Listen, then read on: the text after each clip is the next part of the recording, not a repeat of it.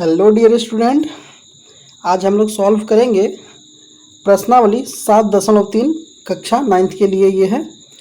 और हमने पहला क्वेश्चन को पिछले ही लेक्चर में सॉल्व कर लिया है। ठीक है, आज के लेक्चर में हम लोग सवाल नंबर दूसरा को सॉल्व करेंगे, जिसमें लिखा हुआ है AD एक समद्विबाहु त्रिभुज ABC का एक शीर्षलंब है। ठीक है, ये ABC एक त्रिभुज है जिसका AD शीर्षलंब दिया है, जिसमें AB बराबर AC है। दर्शाइए कि एक में दर्शाना है AD रेखाखंड BC को समद्विभाजित करता है, और दूसरा में दिखाना है कि AD कोण A को समद्विभाजित करता है। ठीक है, तो आइए इसे हम कॉपी पे सॉल्व करते हैं। तो आइए डियर स्टूडेंट, हम सवाल को समझते हैं। यहाँ पे देखिए एक ABC एक समद्विबाहु त्रिभुज दिया है। ठीक है, जिसमें AB जो है वो AC के बराबर है, AB AC के बराबर है, ये भुजा बराबर है। ठीक ना, और AD इसका क्या है, शीर्षलंब डाला गया है। AD इसका शीर्षलंब डाला गया है।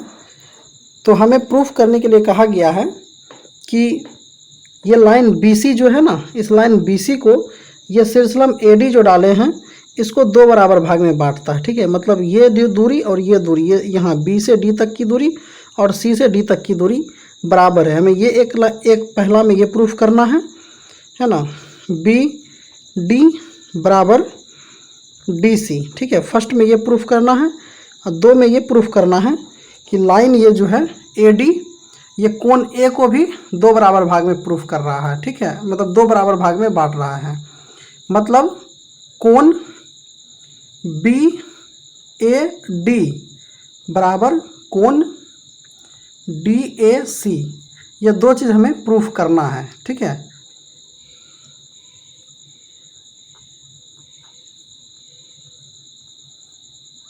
ये दो चीज़ हमें प्रूफ करना है। तो आइए फर्स्ट वाले चीज़ को प्रूफ करने के लिए हम यहाँ पे दो त्रिभुज को देख पा रहे हैं, एक त्रिभुज ABD और दूसरा त्रिभुज ADC। इसमें देखते हैं कि क्या क्या हमें कॉमन मिलता है। त्रिभुज ABD तथा त्रिभुज ADC में, ठीक है, ये दोनों में देखते हैं। तो पहला तो दिया है AB बराबर है AC का, ठीक ना, और दूसरा देखिए AD बराबर AD, ये उभयनिष्ठ है और ये दिया हुआ है।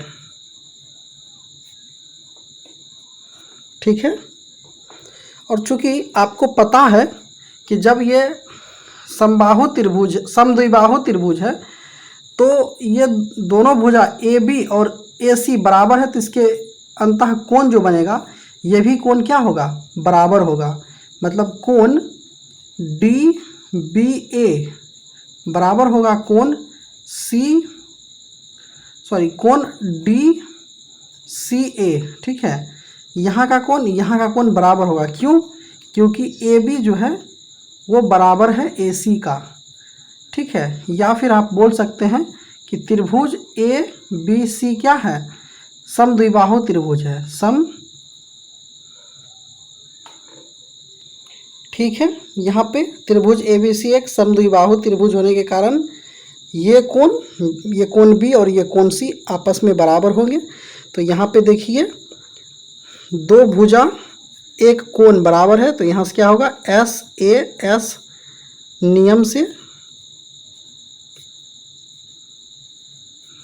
त्रिभुज ABD सर्वांगसम हो जाएगा त्रिभुज ADC का। ठीक है, तो अब देखिए ये त्रिभुज और ये त्रिभुज दोनों सर्वांगसम हो गया, तो यहाँ तक का ये दूरी और ये दूरी भी आपस में बराबर होगा।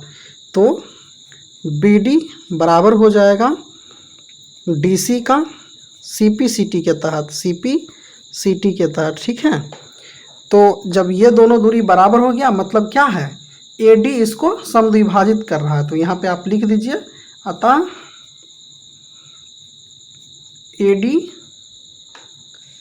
AD है ना, रेखा BC को समद्विभाजित करता है।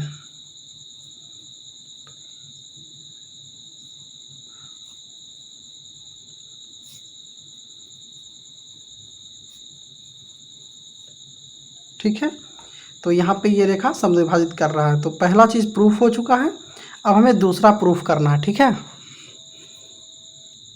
चूँकि देखिए यहाँ पे ये दोनों त्रिभुज सर्वांगसम हो गया है, तो हमें प्रूफ करना है कि कोण BAD यहाँ ये कोण और कोण DAC, कोण DAC ये इधर का कोण, दोनों कोण आपस में बराबर है। कहने का मतलब AD जो है इस A कोण को समद्विभाजित कर रहा है। तो ये जब दोनों त्रिभुज सर्वांगसम हो गया तो ये कोण भी आपस में क्या होगा, बराबर होगा। ठीक है, तो इसको हम लोग लिख सकते हैं कि कोण BAD बराबर है कोण DAC का CPCT से। CPCT का मतलब होता है अगर दो त्रिभुज सर्वांगसम हो गया तो उसका संगत पार्ट जो बराबर होता है उसी को CPCT लिखते हैं। ठीक है, तो यहाँ पे ये कोण भी बराबर हो गया, मतलब फिर से ये लाइन को हम लोग लिख सकते हैं कि AD जो है, AD रेखा AD है ना, कोण A को समद्विभाजित करता है।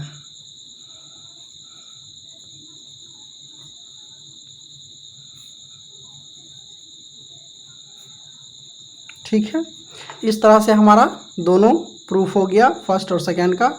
अब आइए हम लोग सवाल नंबर तीसरा पे चलते हैं। डियर स्टूडेंट, तीसरा सवाल दिया हुआ है, यहाँ देखिए, एक त्रिभुज ABC की दो भुजाएं AB और BC तथा माध्यिका AM क्रमशः एक दूसरे त्रिभुज की भुजाओं PQ और QR तथा माध्यिका PN के बराबर है। मतलब यहाँ दो त्रिभुज दिया है, इसका भुजा AB इसका भुजा PQ के बराबर है और इसका माध्यिका AM इसका माध्यिका PN के बराबर है। ठीक है, तो त्रिभुज की भुजाओं PQ और QR तथा माध्यिका PN के बराबर है। यहाँ आकृति में बोला है देखने के लिए। तो हमें दर्शाना है त्रिभुज ABM ये छोटा वाला त्रिभुज सर्वांगसम प्रूफ करना है। त्रिभुज PQN छोटा, ये छोटा वाला त्रिभुज, मतलब ये दोनों छोटा वाला त्रिभुज को हमें सर्वांगसम प्रूफ करना है पहला नंबर में। दूसरा नंबर में प्रूफ करना है त्रिभुज ABC, ये पूरा त्रिभुज ABC ये बड़ा टोटल जो है ये त्रिभुज, और त्रिभुज PQR ये पूरा बड़ा वाला त्रिभुज, ये दोनों को सर्वांगसम प्रूफ करना है। ठीक है, तो आइए इसे हम सॉल्व करते हैं। 3 नंबर का कुछ डायग्राम इस प्रकार है डियर स्टूडेंट। तो आइए इसे हम प्रूफ करेंगे। फर्स्ट में त्रिभुज ABM और त्रिभुज PQN ये दोनों क्या है, सर्वांगसम है। तो देखिए बिल्कुल साफ क्वेश्चन में गिवन है कि, अब देखिए यहाँ हम लिखते हैं त्रिभुज ABM तथा त्रिभुज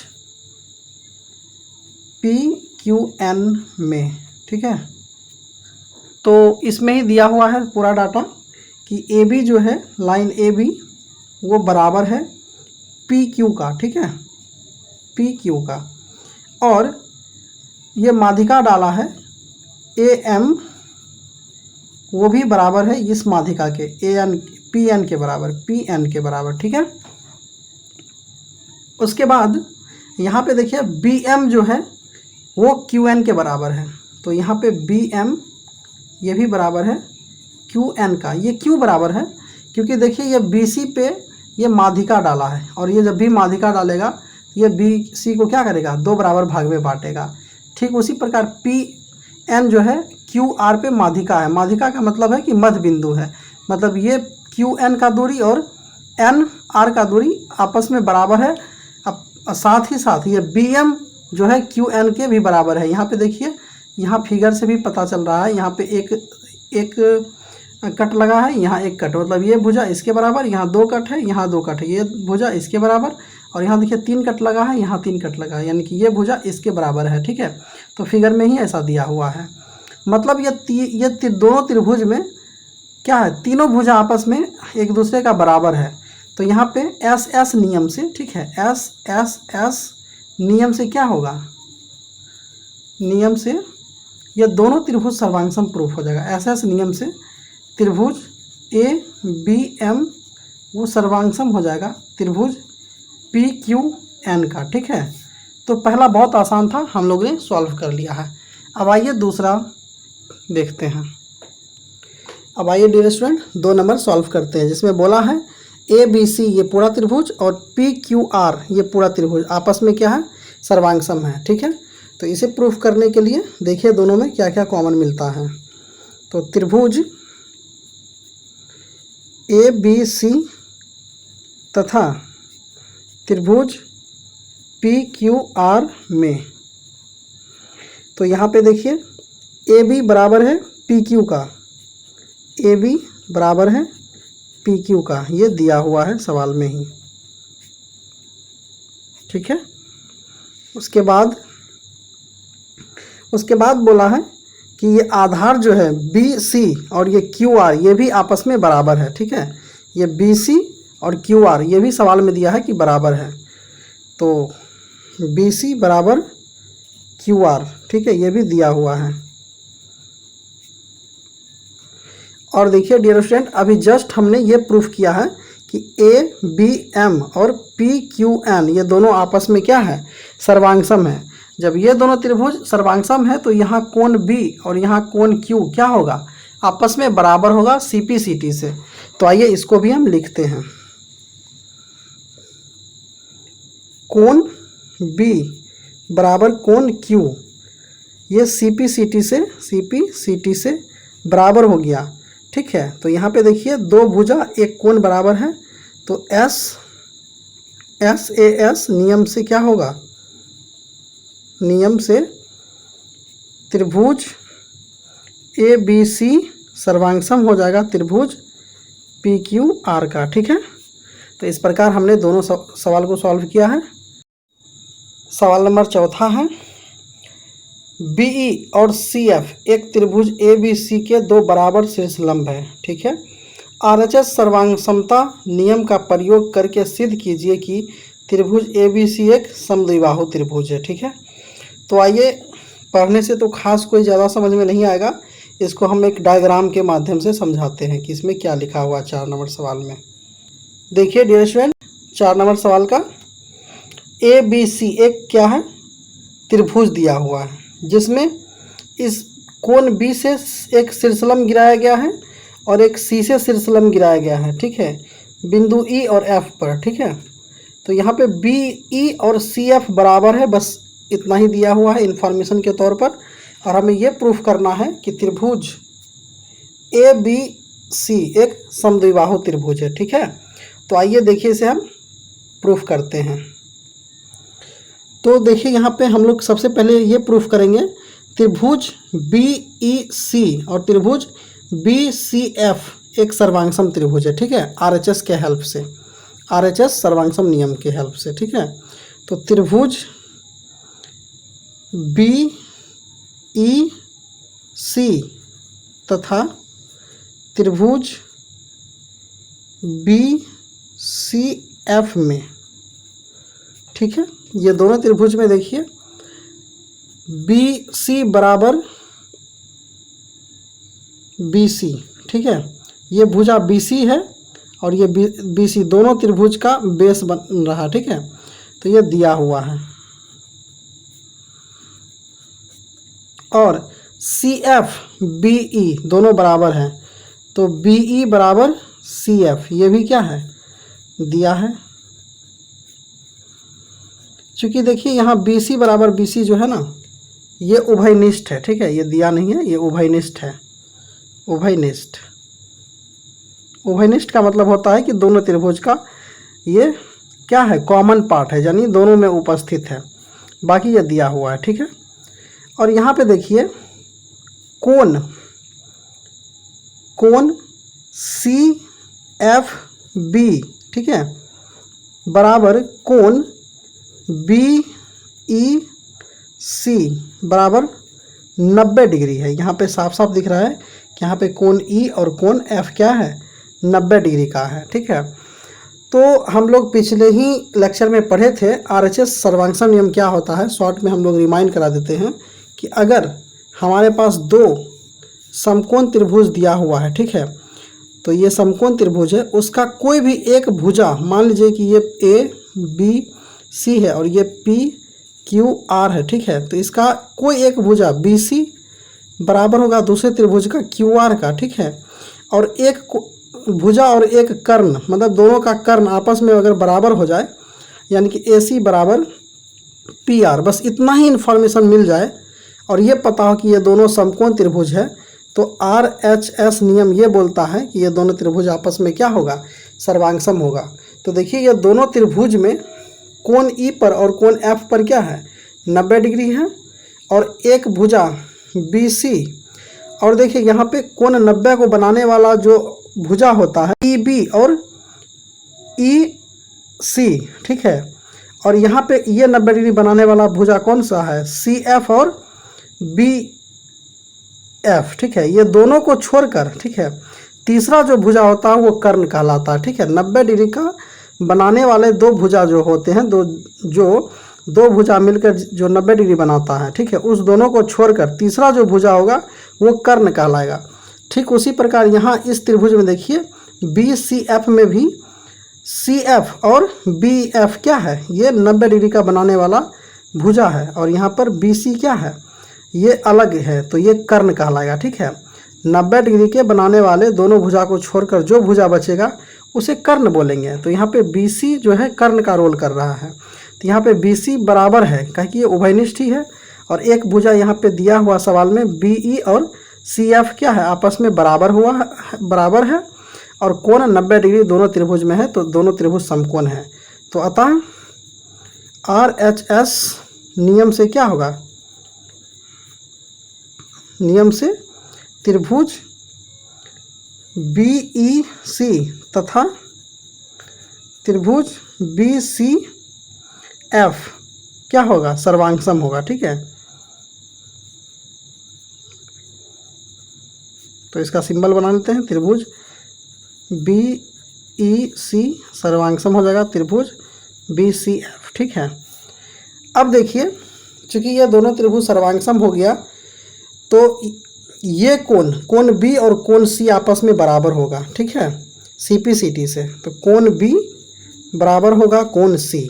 ठीक है, यहाँ पे देखिए, यहाँ बी सी ई के लिए ये पूरा कोण सी आता है, बी सी एफ के लिए पूरा कोण बी आता है। ठीक है, तो कोण बी कोण सी के बराबर हो गया सी पी सी टी से। ठीक है, और आपको पता है कि जब दो कोण आपस में बराबर होते हैं तो उसका सम्मुख भाग का भुजा भी क्या होता है, बराबर होता है। तो यहाँ से ए बी बराबर हो जाएगा ए सी का, तो मतलब क्या है, ये पूरा त्रिभुज क्या है, ए बी सी समद्विबाहु त्रिभुज है। ठीक है, ए बी सी क्या है, समद्विबाहु त्रिभुज है, तो ये प्रूफ हो गया। ठीक है, लास्ट सवाल है 5वां, जिसमें बोला है कि ए बी सी एक समद्विबाहु त्रिभुज है जिसमें ए बी बराबर ए सी है, ए पी लंब बी सी खींच कर दर्शाइए कि कोण बी बराबर कोण सी है। ठीक है, तो आइए इसका हम डायग्राम बनाते हैं। ठीक है, 5वां सवाल का डायग्राम कुछ इस प्रकार है, जिसमें दिया है ए बी जो है ए सी के बराबर है, ए बी बराबर है ए सी का। ठीक है, और ये बी सी पे क्या है, ए पी एक लंब डाला गया। ठीक है, यहाँ पे 90 डिग्री का कोण बन रहा है, तो हमें ये प्रूफ करना है कि कोण बी जो है कोण सी के बराबर है। ठीक है, तो आइए इसे हम प्रूफ करते हैं। यहाँ पे त्रिभुज ए बी पी तथा त्रिभुज ए पी सी में, ठीक है, इस दोनों में देखिए क्या कॉमन है। यहाँ पे ए बी बराबर दिया है ए सी, ठीक है, ये दिया हुआ है, सवाल में ही दिया है, और ए पी बराबर ए पी होगा, क्यों, क्योंकि ये उभयनिष्ठ है, उभयनिष्ठ है, ये यानी कि ये दोनों त्रिभुज में ए पी का प्रेजेंट है, ए पी भुजा दोनों त्रिभुज में प्रेजेंट है, तो ये उभयनिष्ठ हो गया। और यहाँ पे कोण ए पी सी बराबर कोण ए पी बी, दोनों क्या है, इधर 90 है तो इधर भी 90 होगा, ठीक है, 90 डिग्री है। तो यहाँ पे देखिए दो भुजा एक कोण बराबर हो गया, तो एस ए एस नियम से क्या है, नियम से त्रिभुज ए बी पी सर्वांगसम हो जाएगा त्रिभुज ए पी सी, ठीक है। जब ये दोनों त्रिभुज सर्वांगसम हो गए तो ये कोण भी क्या होगा, कोण बी बराबर हो जाएगा कोण सी का, ठीक है, सी पी सी टी से, ठीक है। और डियर स्टूडेंट, एक आप इसमें और एक चीज़ कर सकते हैं कि यहाँ पे देखिए कि कोण 90 डिग्री का बन गया, मतलब ये एक समकोण, यहाँ पे दो समकोण त्रिभुज का निर्माण हो गया, ठीक है। जब यहाँ दो समकोण त्रिभुज बन रहा है तो आप यहाँ आरएचएस नियम लगा के भी इस दोनों त्रिभुज को सर्वांगसम प्रूफ कर सकते हैं, ठीक है। और उसके बाद आप सी पी सी टी के तहत कोण बी कोण सी के बराबर कर सकते हैं, ठीक है। आज के लिए इतना ही, धन्यवाद। अगर वीडियो अच्छा लगा हो तो वीडियो को लाइक करें, चैनल को सब्सक्राइब करें और एक प्यारा सा कमेंट लिखें।